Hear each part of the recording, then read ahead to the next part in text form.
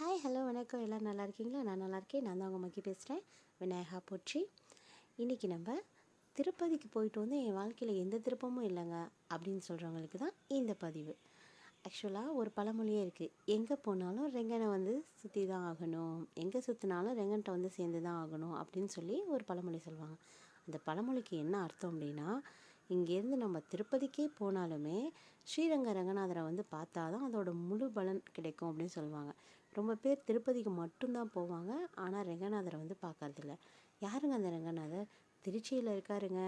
அவர் தான் 108 திவ்ய தேசங்களில் முதல் திவ்ய தேசமான ஸ்ரீரங்க பெருமாளுங்க.